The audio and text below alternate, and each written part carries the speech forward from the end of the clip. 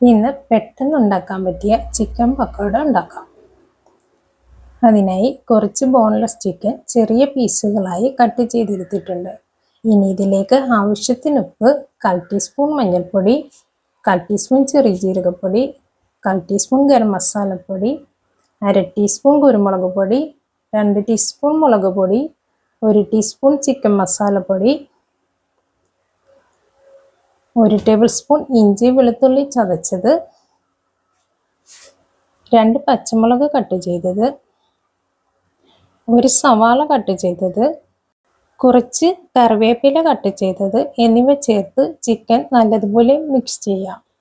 മല്ലിയില ഉണ്ടെങ്കിൽ മല്ലിയില കൂടി കട്ട് ചെയ്ത് ചേർക്കാവുന്നതാണ്. ഇനി ഇതിലേക്ക് 2 ടേബിൾ സ്പൂൺ കടലമാവും 1.5 ടേബിൾ സ്പൂൺ അരിപ്പൊടിയും ചേർത്ത് നന്നായി മിക്സ് ചെയ്യാം.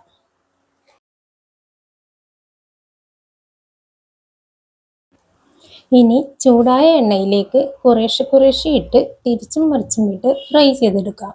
ഇതുപോലെ എല്ലാം ഫ്രൈ ചെയ്തെടുക്കാം. ഇത്രയേ ഉള്ളൂ. നല്ല ടേസ്റ്റിയായ ചിക്കൻ പക്കോട ഇവിടെ റെഡി ആയിട്ടുണ്ട്.